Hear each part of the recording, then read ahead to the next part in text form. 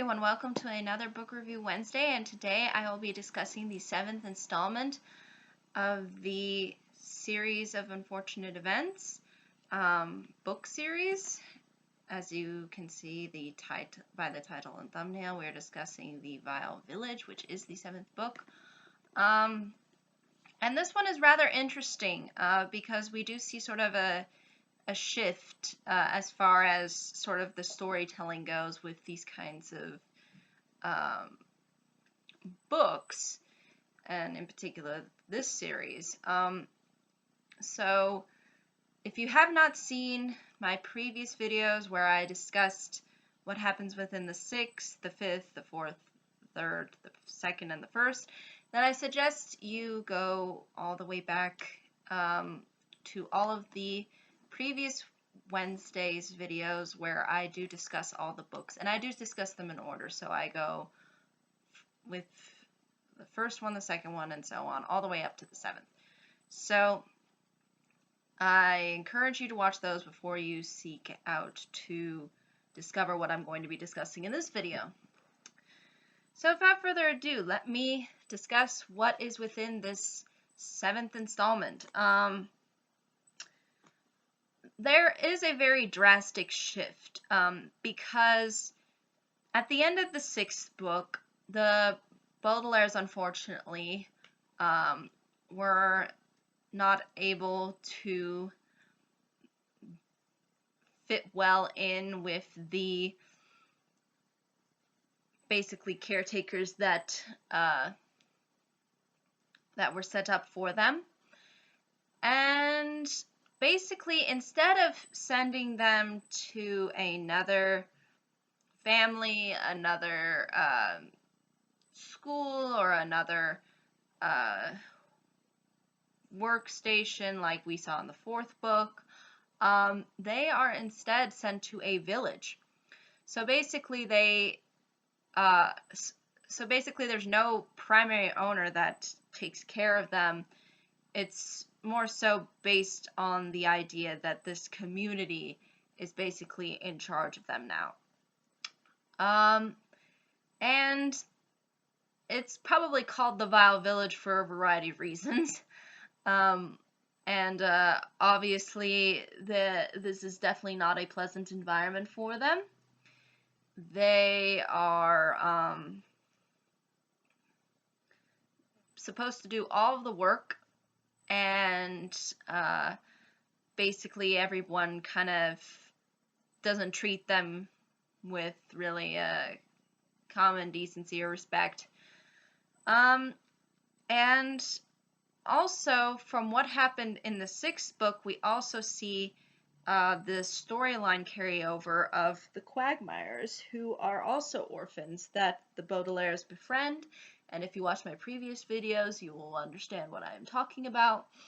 And basically, they, within this book, are sort of trying to find them.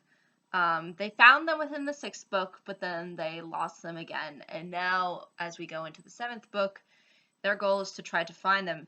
And they do not hesitate to go to this particular village, which is basically an acronym, VFD. And basically, and I guess they have some sort of evidence that the Quagmires are located there, or have some ties to there, so that's why they don't protest in not going there.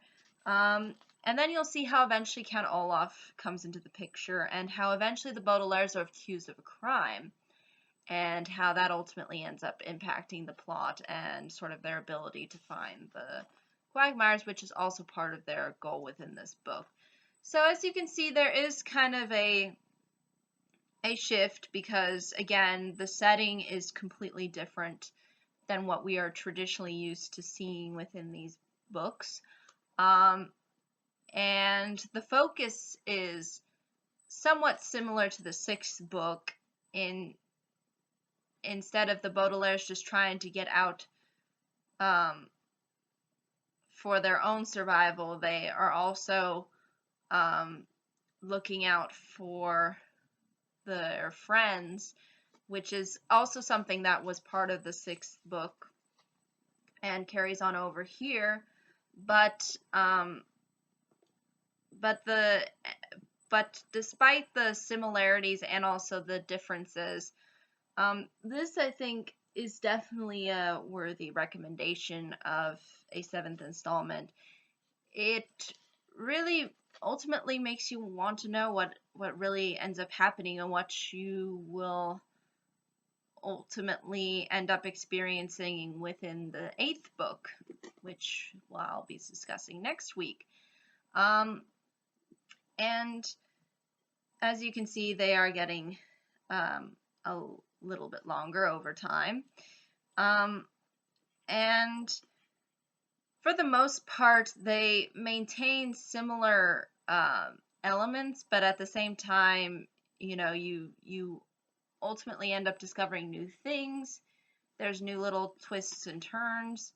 So for a 7th book, it is definitely entertaining and I think worthwhile if you are interested. But I think that's really, though, ultimately all I can say without really giving too much away as far as the plot is concerned.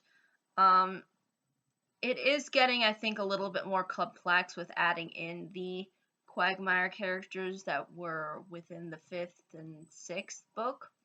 And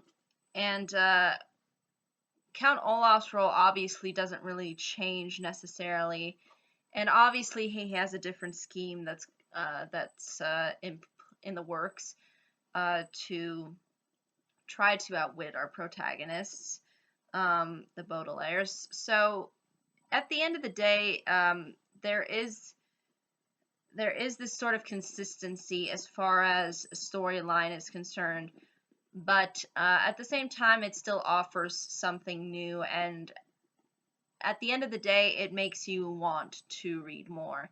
And I think that's really what a good follow-up should do.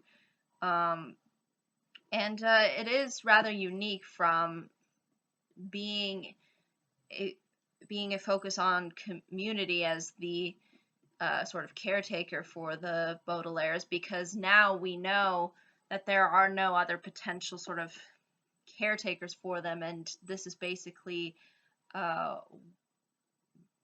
ultimately where they're going to be kind of even detoured more from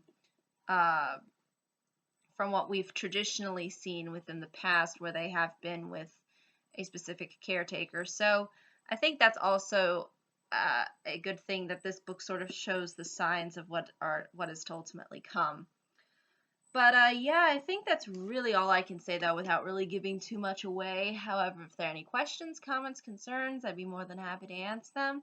Thank you so much for watching. I hope you all have a pleasant day, week, month, and year, and I hope to see you on the next video. Take care.